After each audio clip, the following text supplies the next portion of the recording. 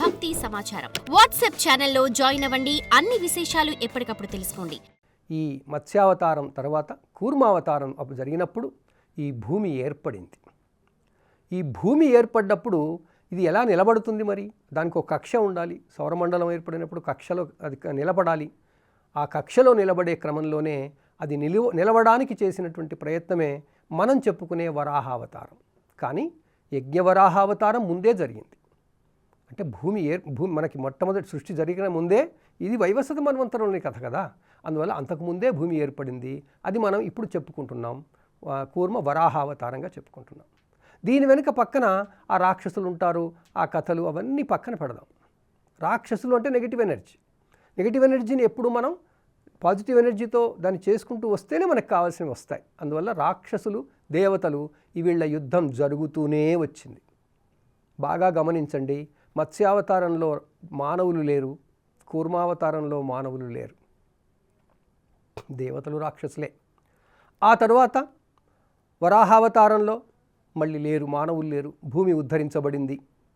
ఆ తర్వాత నారసింహావతారంలో అప్పుడు ఒక మనిషి రూపం సగం, సింహం రూపం సగంగా ఒక అవతారం వచ్చింది. ఇవన్నీ ఏంటి? కావాలని దేవుడు ఎక్కడి నుంచో దిగి వస్తున్నాడా? కాదండి. ఇదంతా పరిణామ క్రమంలో జరిగే ప్రక్రియ.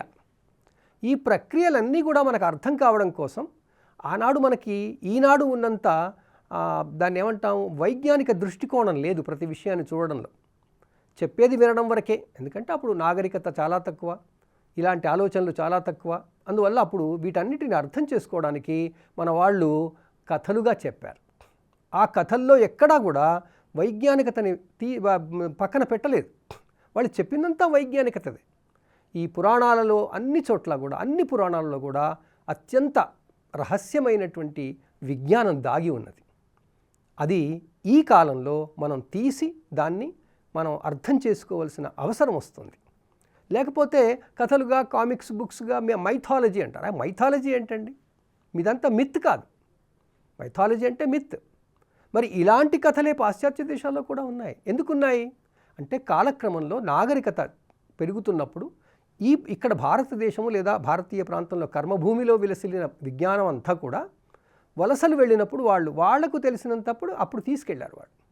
ఆ తర్వాత వాళ్ళేమి దాన్ని ఉద్ధరించుకోలేదు. ఎందుకంటే వాళ్ళు విపరీత వాతావరణ పరిస్థితులకు వెళ్ళారు. అప్పుడు మానవులు ఆ విపరీత వాతావరణ పరిస్థితులు జీవించడమే గొప్ప, దానికి అలవాటు పడడం అవసరం. ఆ క్రమంలో వాళ్ళకి ఎంత జ్ఞాపకం ఉందో ఆ ఉన్న జ్ఞాపకంతోనే అక్కడి ప్రాంతానికి కథలుగా చెప్పుకుంటూ వచ్చారు. అందువల్ల మన కథలకి వాళ్ళ మైథాలజీ కథలకి చాలా సామ్యం ఉంటుంది. ఇది దయచేసి గమనించాలి. ఇది వాళ్ళు వీళ్ళు అని కాదండి. వాళ్ళు వీళ్ళు వేరు, అదే అందరం ఒకటే, వసుధైవ కుటుంబం, మానవులంతా ఒకటే. ఆ క్రమంలో మనం మత్స్య, కూర్మ, వరాహ, నారసింహావతారానికి వచ్చినప్పుడు అప్పుడు రాక్షసులే. అక్కడ కూడా రాక్షసులే, మనుషులు లేరు, మానవులు లేరు. మనకి బొమ్మల్లో, సినిమాల్లో అందరూ వస్తారు, అది వేరే విషయం. కానీ అప్పుడు మానవులు లేరు, అంతా రాక్షసులు, దేవతలు. ఆ దేవతల్లో కథల కోసం చెప్పుకొచ్చారు. కొందరు మానవులు ఉన్నట్టుగా చెప్పారు, కానీ మానవుల అది రెఫరెన్స్ లేదు. అయితే ఏం జరిగింది? ప్రహ్లాదుడు ఒక పెద్ద పాజిటివ్ ఎనర్జీ. ఆ పాజిటివ్ ఎనర్జీ బాగా ఎక్కువ అవుతున్నప్పుడు మళ్ళీ ఈ విష్ణుమూర్తి మనకి నరసింహావతారంగా వచ్చాడు. నరసింహావతారంగా వచ్చి ఏం చేశాడు? ఆయుధం వాడలేదు, రాక్షసుణ్ణి చంపడానికి తన చేతి గోళ్లనే వాడుకున్నాడు. అటు ఇటు కాని చోట కడప మీద చేశాడు, సంధ్యకాలంలో చేశాడు. ఇవన్నీ ఎందుకు చెప్పారు? ఎందుకు అంటే ఆ పరిణామక్రమం అంతా సంధికాలమని. మన పరిణామక్రమంలో నరసింహావతారం వచ్చినప్పుడు అంతా సంధికాలం. అటు మొత్తం జంతువులు, ఇటు మానవులు ఏర్పడే ప్రక్రియ మొదలైంది. అది ఎలా మొదలైంది? ఇప్పుడు ఏదో డార్విన్ చెప్పాడని డార్విన్తో అలా మనం బొమ్మలు వేసుకోవడానికి లాభం లేదండి. డార్విన్ పరిణామక్రమంలో ఒకటి నుంచి ఒకటి పుట్టుకొచ్చాయని చెప్పాడు. కానీ ఒకటి నుంచి ఒకటి పుట్టుకొస్తే ఇంతకుముందు పుట్టింది అదంతా మళ్ళీ మాయమే కావాలి కదా, అది మాయం అవ్వలేదు కదా. అన్ని జీవరాశులు మళ్ళీ ఉన్నాయి కదా. మనం పరిణామం చెందామని అనుకుంటున్న ఏపులు ఇంకా మళ్ళీ ఉన్నాయి కదా. అందువల్ల భారతీయ విజ్ఞానంలో పరిణామక్రమం చెప్పారే తప్ప ఆ పరిణామం ఒకళ్ళ నుంచి ఒకళ్ళు వచ్చాయని చెప్పలేదు. ఇప్పటికీ ఏపులు ఉన్నాయి, ఇప్పటికీ కోతులు ఉన్నాయి, ఇప్పటికీ మనుషులు ఉన్నారు. కోతుల్లోంచి మనిషి వస్తే మరి కోతులు ఉండకుండా ఉండాలి కదా, కోతులు సమసిపోవాలి కదా. అలా జరగలేదు.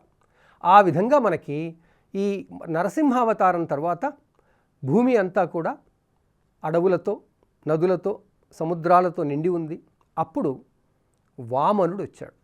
వామనుడు అంటే మొట్టమొదటిసారి మానవాకారంలో విష్ణుమూర్తి అవతారం ఎత్తినట్టుగా మనం చెప్పుకొని మనం వైజ్ఞానికంగా పరిణామక్రమంలో మానవుడు అనేవాడు ఉద్భవించాడు అని చెప్పుకోవాలి. ఆ మానవుడు గొడుగు పట్టుకుని ఉంటాడు. గొడుగెందుకు? అది మనకి ప్రకృతిలో ఎండా వాన నుంచి కాపాడుకోవడానికి మానవుడు ఆవిష్కరించుకున్న మొట్టమొదటి సాధనం. ఇప్పుడు మనం ఆది మానవులు ఏవో చిన్న చిన్నవి రాళ్ళు వాడుకునేవాళ్ళు, అవన్నీ చేసేవాళ్ళని చూస్తుంటాం చరిత్రలో. అలాంటి చరిత్ర ఇప్పుడు లేదు మనకి. మనం వామనావతారాన్నే నమ్ముకోవాలి. ఆ విధంగా వామనావతారంలో మనిషి చాలా చిన్నవాడు. మొత్తం ప్రాణులతో, ప్రకృతితో, శక్తితో చూసినప్పుడు మనిషి చాలా చిన్నవాడు. ఆ చిన్నవాడు కాబట్టి వామనుడిగా మనకి చూపించారు, ప్రొజెక్ట్ చేశారు. ఆ వామనుడు ఎక్కడికి వెళ్ళాడు? రాక్షసుల దగ్గరికి, బలిచక్రవర్తి దగ్గరికి. ఎందుకంటే వాళ్ళంతా అప్పుడు రాజ్యం చేస్తున్నారంటే ప్రపంచంలో ఎక్కువ దానవ శక్తి ఉంది. ఆ దానవ శక్తి నుంచి పాజిటివ్ ఎనర్జీ కోసమని ఆయన ఏమన్నాడు? నాకు భూమిని దానం చెయ్యి అన్నాడు. భూమినే దానం చెయ్యేందుకన్నాడు? నీ రాజ్యం అంతా నాకు ఇచ్చేయమని చెప్పలేదే. ఎందుకు అంటే భూమిని మానవుడు వాడుకోవడం కొరకు ఆలోచనలు మొదలుపెట్టాడు. తన జీవనంలో భూమిని ఎలా వాడుకోవాలి? భూమిని వాడుకోవాలంటే ఏం చేయాలి? ముందు భూమి కావాలి. భూమి ఎక్కడుంది? అడవుల్లో ఉంది. అందువల్ల నాకు ముందు భూమిని దానం చెయ్యి అని ఆ శక్తులను అడిగాడు. అంటే పాజిటివ్ ఎనర్జీ, నెగిటివ్ ఎనర్జీస్కి అది సంభాషణ జరిగింది అనుకోవాలి. ఆ విధంగా అది బలిచక్రవర్తి ఈ భూమిని దానం చేయగానే మనకి కథల్లో మరో నిమిషంలో 3 అడుగులతో మొత్తం కొలిచేసి బొమ్మలేవో వస్తాయి. కానీ దాని అర్థం ఏంటంటే ఎప్పుడైతే తాను భూమిని పొందగలనో అన్న టెక్నిక్ తెలిసిందో ఇక మానవుడికి లిమిట్ లేదు. అది ఇప్పుడు మనం అనుభవిస్తున్నాంగా. సో భూమిని తన కొరకు ఎలా వాడుకోవాలో తెలిసిన మరుక్షణం నుంచి ఆ మనిషి భూమిని మొత్తం స్వాధీనం చేసుకోగలిగిన సమర్థుడయ్యాడు.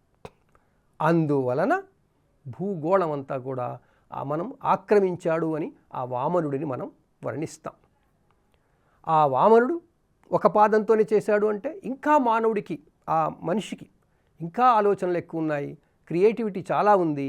ఆ క్రియేటివిటీ కారణంగా నభోంతరాళన్నీ కూడా తానే నిండిపోయాడు అని అప్పటికి పరిణామం చెందిన మానవుని చూపించడానికి మనం విష్ణుమూర్తిని వామనుడిగా చెప్పాం. For more videos like this, subscribe Big TV channel.